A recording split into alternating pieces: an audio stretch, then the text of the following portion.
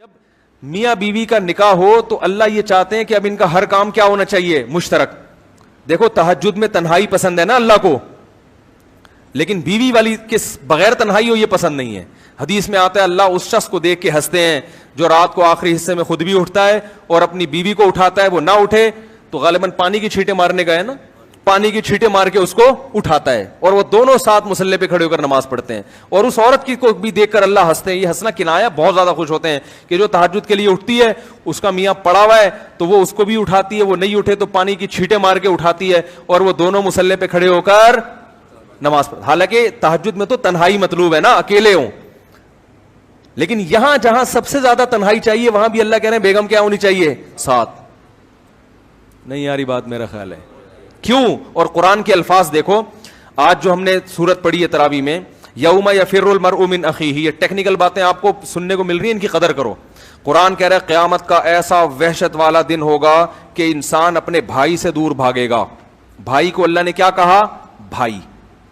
وصاحب یوم یفر المرء من اخیہ وامہ, اپنی ماں سے بھی دور بھاگے گا. وہ کہے گا بھائی میں اپنے آپ کو بچاؤں, یہ اماں کہاں سے آ گئی ہے, اس مصیبت میں اماں گئی, میری نیکیاں نہ مانگ لے مجھ سے, یہ ڈر ہوگا, بس اپنے آپ کو بچاؤ.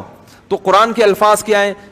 یوم یفر المرء من اخیہ, انسان اپنے بھائی سے دور بھاگے گا, وامہ, اپنی ماں سے دور بھاگے گا, وابیہ, اپنے باپ سے دور بھاگے گا, وصاحبتہ, یہاں بیوی نہیں کہا بیوی سے بلکہ اس سے جس کے ساتھ یہ رہا کرتا تھا. نہیں یاری بات سمجھ میں میرا خیال. حالانکہ رہتا تو بھائی کے ساتھ بھی ہے, رہتا تو باپ کے ساتھ بھی ہے, رہتا تو ماں کے ساتھ بھی, لیکن بیوی کے لیے صاحبہ کا لفظ, صاحبہ کہتے ہیں جو ہمیشہ آپ کے ساتھ رہتی. اس میں اللہ نے بتا دیا کہ عورت کا مقصد یہ ہوتا ہے کہ پھل تر کی طرح چپک گئی ہے ابھی تمہارے ساتھ. جب شادی ہوتی ہے نا تو مقصد کیا ہے؟ اب یہ پھل ترو کی طرح, اب حج پہ بھی جا رہے ہو تو اس کو بھی لے کے, عمرے پہ جا رہے ہو تو اس کو لے کے, صحابہ میدان جہاد میں جا رہے ہیں تو بیوی کو لے کے جا رہے ہیں. تو یہ شریف آدمی کی علامت ہوتی ہے, کہیں تفریح پہ جا رہا ہے تو بیگم اس کے ساتھ پھلترو کی طرح چپکی ہوئی. اس کا فائدہ یہ ہوتا ہے کہ وہ پکنک پہ ادھر ادھر آنکھ مٹکنے کی کوشش, اس کو پتا ہوتا ہے فرشتے شاید میری ایسی نگرانی نہ کریں جیسی یہ کر رہی, تو برائیوں سے بھی بچتا ہے انسان.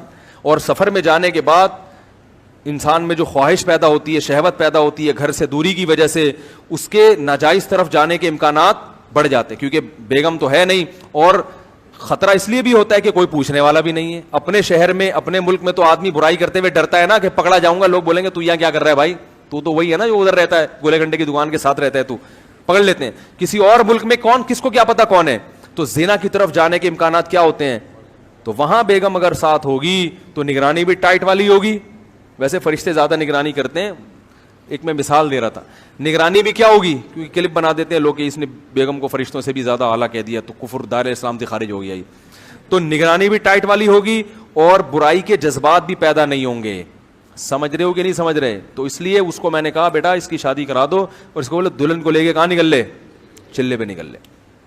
سمجھ رہے ہو کہ نہیں سمجھ رہے؟